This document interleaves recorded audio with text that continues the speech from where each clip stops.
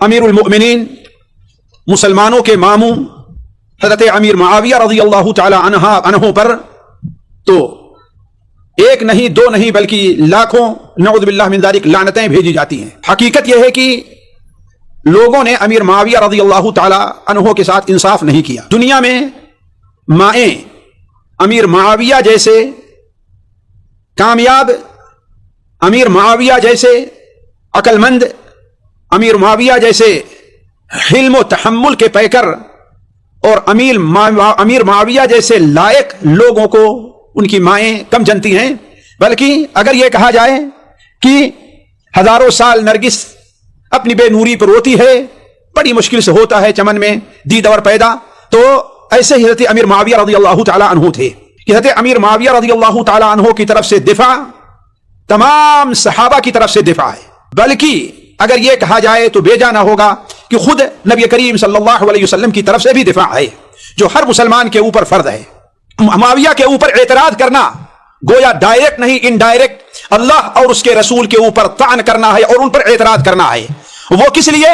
इसलिए कि जब मुआविया इस कदर बदनीयत ठहरे, नऊज़ बिल्लाह मिन ज़ालिक, जैसा कि पेश किया जाता है, तो अल्लाह के रसूल सल्लल्लाहु अलैहि वसल्लम का उन्हें अपना कातिब बना लेना, अल्लाह के रसूल सल्लल्लाहु अलैहि वसल्लम का उनकी तारीफ में हदीसें बयान करना, अल्लाह के रसूल सल्लल्लाहु अलैहि वसल्लम को अपने करीब करना और अल्लाह तबारक व तआला को इन बातों पर खामोश हो जाना, इसका मतलब यह है कि ये इनडायरेक्ट एतराज किसके ऊपर है? अल्लाह और उसके रसूल के ऊपर है। हज़रत अमीर मुआविया रज़ियल्लाहु ताला अन्हु से मुताल्लिक गुफ्तगू, ये असल में दीन के मुताल्लिक गुफ्तगू करनी है और दीन का एक हिस्सा है। हज़रत अमीर मुआविया रज़ियल्लाहु ताला अन्हु, इनका नाम मुआविया इब्न अबी सुफियान यानी सख्र इब्न हर्ब इब्न उमय्या इब्न अब्द शम्स इब्न अब्द मनाफ है। तो गोया हज़रत अमीर मुआविया रज़ियल्लाहु ताला अन्हु को नबी करीम सल्लल्लाहु अलैहि वसल्लम के साथ खानदानी निस्बत भी हासिल है। अमीर मुआविया रज़ियल्लाहु ताला अन्हु से गुफ्तगू करने से पहले मैं जरा चंद अल्फाज उनके वालिद और वालिदा से मुताल्लिक भी कह दूं, इसलिए कि उनके वालिद और वालिदा के बारे में भी बहुत से लोग गलत तस्वुरात रखते हैं। उनके वालिद और वालिदा फतह मक्का के मौके पर मुसलमान हुए और इस्लाम बिल्कुल उनका पुख्ता रहा।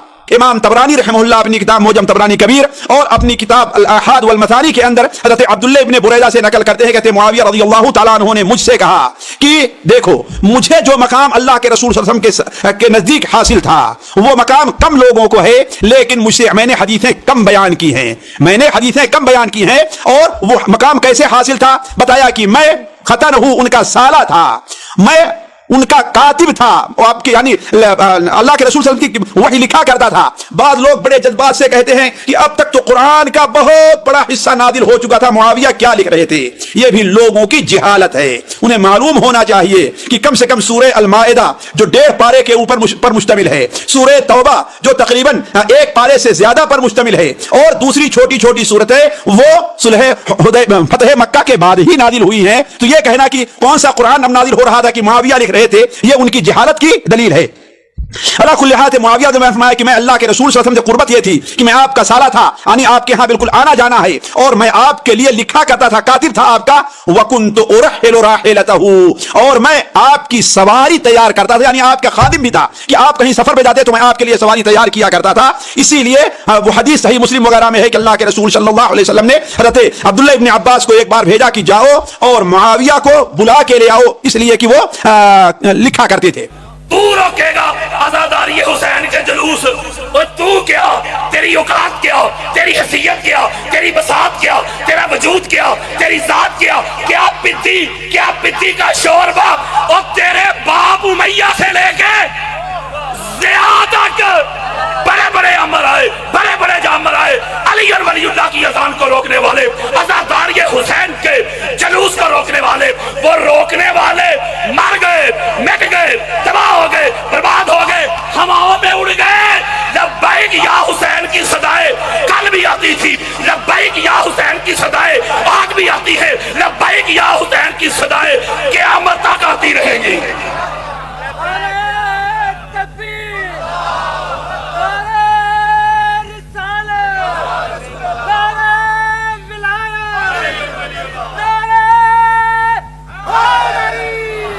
ये दोहरा म्यार नहीं चलेगा।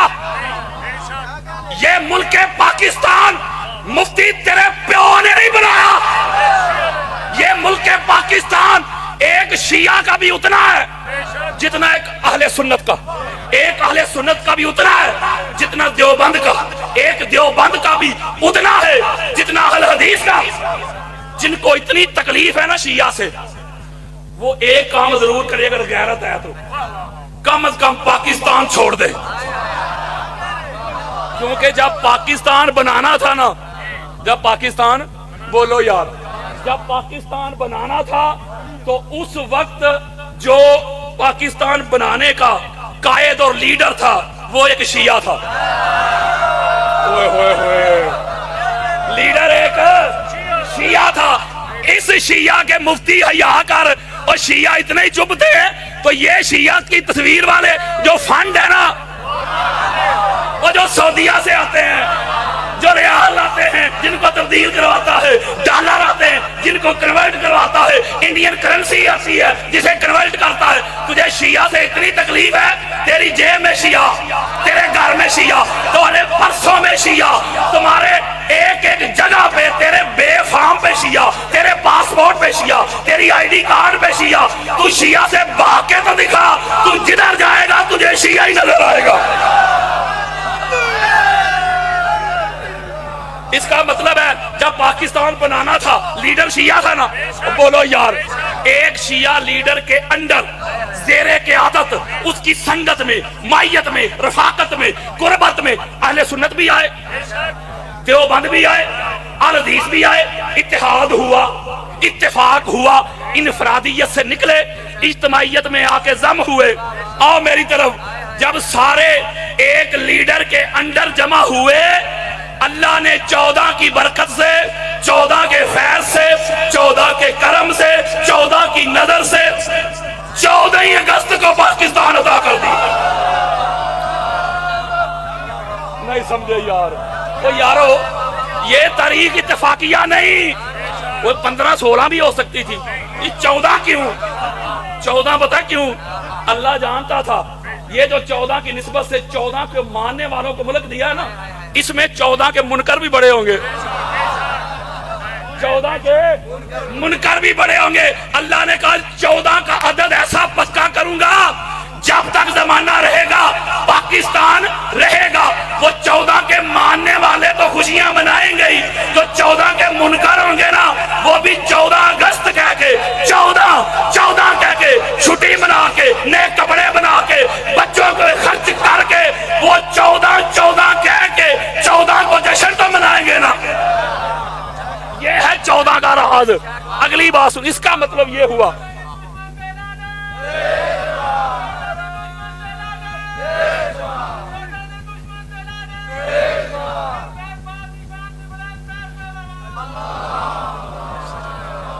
چودہ کے دشمن پہ بھی لعنت، 14 کے منکر پہ بھی لعنت۔ فرق ہے نا دشمن اور منکر کا، کچھ منکر بھی ہیں۔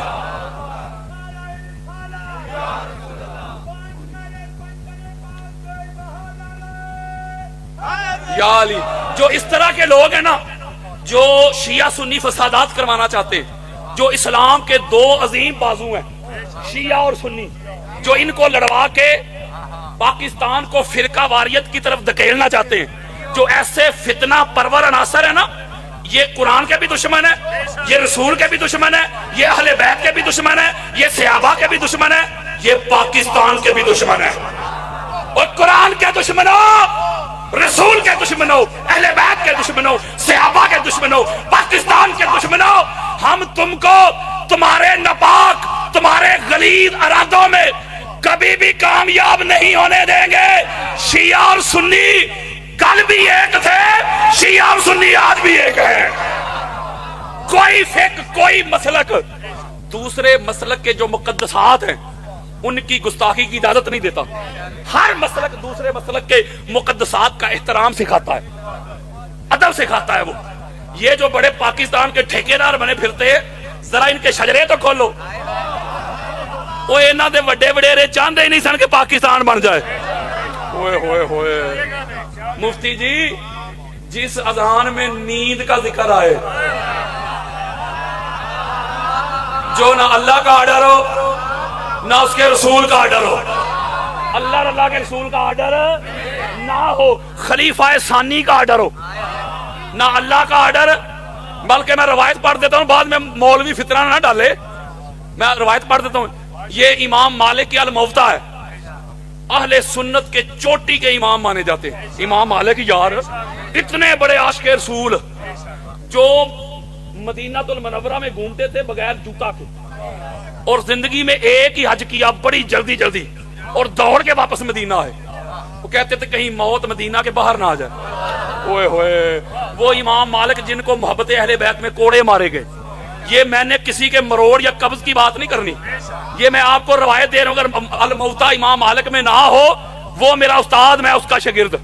بلکہ اس سے بڑی بھی بات کر دیتا ہوں، اگر یہ حدیث نہ ہو، روایت نہ ہو الموطا امام مالک میں، جو جٹلا دے میں وردیت میں اس کا نام لکھوا لوں گا۔ اگر میں نے کھول کے دکھا دی تو قانون تو پھر دونوں طرف ہونا چاہیے نا۔ اس میں روایت موجود ہے، حضرت بلال نے فجر کی اذان پڑھی، اس میں الصلاۃ خیر من النوم نہیں پڑھی۔ حضرت عمر بن خطاب رضی اللہ تعالیٰ عنہ خلیفہ ثانی، وہ سوئے رہے، حضرت بلال آ کے بیدار کیا، آپ سوئے رہے، لیٹ ہو گئے، تو حضرت عمر بن خطاب، یہ میں روایت دے رہا ہوں یار، رضی اللہ تعالیٰ عنہ، وہ فرمانے لگے بلال کل سے ایسا کرنا، جب فجر کی اذان پڑھنا اس میں یہ ایڈ کر دینا الصلاۃ خیر من النوم، کہ نماز نیند سے بہتر ہے۔ کوئی ہے اس پہ لڑائی؟ وہ بولو یار مفتی، جس اذان میں نیند کا ذکر آئے، نہ اللہ کا فرمان ہو نہ مصطفیٰ کا فرمان ہو، تو کہے عبادت ہے، اور جس اذان میں اللہ کے فرمان کے مطابق، مصطفیٰ کے اعلان کے مطابق علی ولی اللہ کا ذکر آئے تو تجھے مروڑ کیوں اٹھتے ہیں؟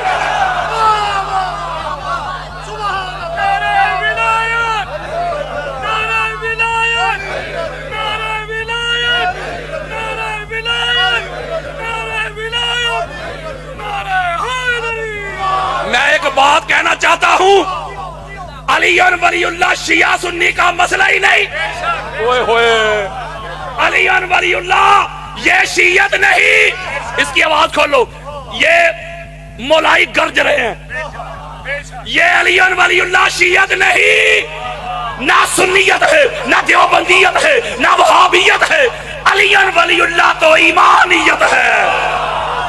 کوئی علی ولی اللہ سے منہ موڑ کے، علی ولی اللہ سے تعلق توڑ کے، ربط کاٹ کے کھڑا ہو جائے، مجھے اپنا مسلمان تو نہ ثابت کر دے۔ بلکہ یہ جن بندوں نے میٹنگ نہیں کی، ذرا توجہ میرے تے رکھو، جنہوں نے میٹنگ کی ہے، کہتے ہیں عدالت میں جائیں گے، 2 سال ہو گئے سپریم کورٹ میں، اتنا موٹا نام لکھ کے دیا ہوا ہے میرا، مجھے تو 2 سال ہو گئے ہیں، مجھے تو کوئی نظر نہیں آیا۔ میں ایک جملہ کہنے لگا ہوں بڑی خاص، یہ جنہوں نے اجلاس بلایا ہے، یہ جس مسلک سے ان کا تعلق ہے نا، اس مسلک کے بانی مولانا قاسم نانوتوی، توجہ میرے رکھنی ہے، اس مسلک کے بہت بڑے بانیان میں ان کا شمار ہوتا ہے مولانا مودودی، دونوں، اور اگلا مسلک اہل حدیث مکتب فکر، جو اہل حدیث مکتب فکر ہے اس کے امام وہ مانتے ہیں ان کو، یعنی ان کو شیخ الاسلام کہتے ہیں، شیخ الاسلام علامہ ابن تیمیہ، یعنی جن کے شاگرد ہیں ابن قیم بھی اور اماد الدین ابن کثیر بھی، اور یہ 2 مسلک ہو گئے، اور تیسرا اہل سنت۔ اہل سنت کا ہر امام، ہر فقیہ، ہر مجتہد، ہر مجدد، ہر ولی، ہر غوث، ہر صوفی، لو جی آؤ میری طرف، یہ سارے کے سارے علی ولی اللہ کے قائل تھے۔ او مفتی، اوے تو علی ولی اللہ بعد میں روکنا، او پہلا اپنے وڈے تے پڑھ۔ میں ایک جملہ ایسا دینے لگا ہوں، ایک ایسی روایت دینے لگا ہوں، آپ کا سینہ ٹھنڈا ہو جائے گا، اور ناسبیت اور خارجیت کے اوپر میں ماؤنٹ ایورسٹ گرانے لگا ہوں۔ وہ K2 سے بڑی ہے یار، K2 سے بھی بڑی، ان کے بڑے قبروں سے بھی نکل کے آ جائیں گے، ان سے یہ روایت ہٹائی نہیں جائے گی۔ اور اہل سنت کی 50 سے زائد کتب میں یہ روایت موجود ہے۔ حضرات آؤ حضرت ابو بکر کا عقیدہ بتاؤں، آؤ حضرت ابو بکر کا مسلک بتاؤں۔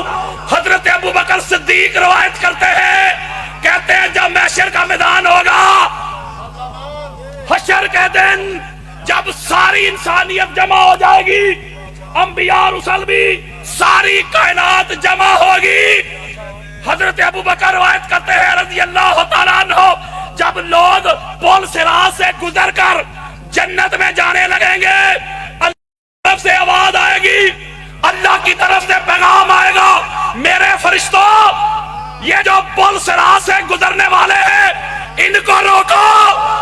اوئے ہوئے ہوئے ہوئے، اور کدھر منہ چکے آ جائے، واپس آؤ جی مولا امال تروائے۔